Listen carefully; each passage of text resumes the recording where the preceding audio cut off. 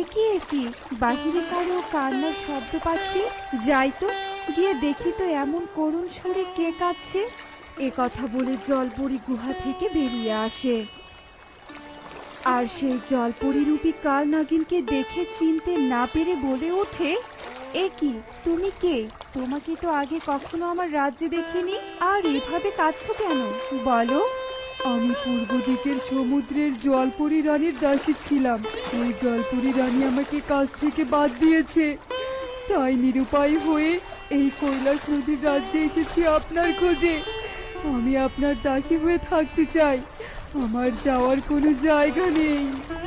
আরে আরে আর কেঁদো না, তুমি আমার কাছে কাজ পাবে। তুমি আজ থেকে আমার দাসী। এসো আমার সাথে ভেতরে এসো।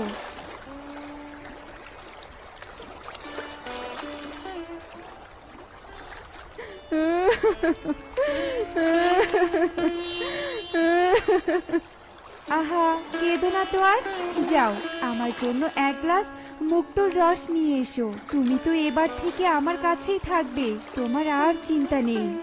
ঠিক আছে, আপনার হুকুম আমার শিরোধার্য।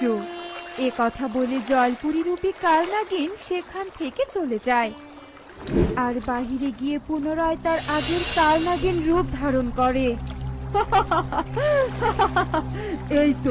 এই তো প্রতিশোধ নেওয়ার সুযোগ আমি পেয়ে গেছি। আজকেই হবে ওই জলপরীর শেষ দিন। এ কথা বলে কাল নাগিন তার মুখ থেকে বিষ বের করে একটা ঝিনুকের মধ্যে রাখে, আর হাসতে হাসতে বলে, এবার আমার বিষ দিয়ে করব ওই জলপরীর জীবনের বাজিমাত। এ কথা বলে কাল নাগিন আবারও দাসী জলপরি রূপ ধারণ করে গুহার মধ্যে প্রবেশ করে। এই যে জলপরি রানী, আপনার মুক্তোর রস আমি নিয়ে এসেছি।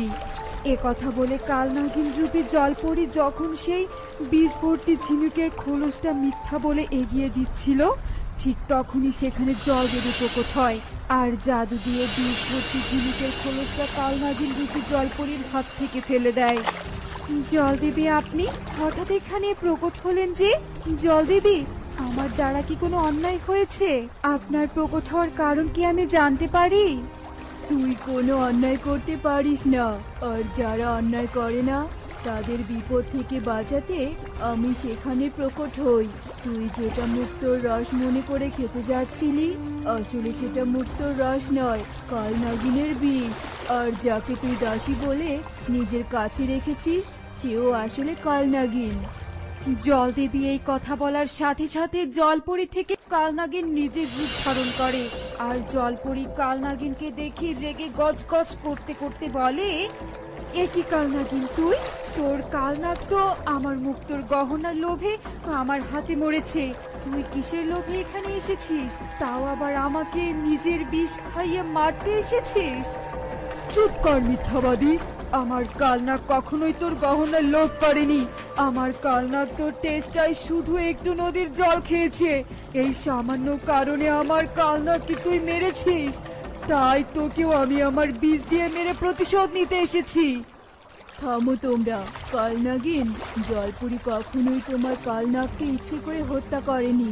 কালনাগ আগে জলপরির উপর আক্রমণ করেছে, আর এসব হয়েছে তোমাদের দাস ওই ড্রাকুলার কারণে।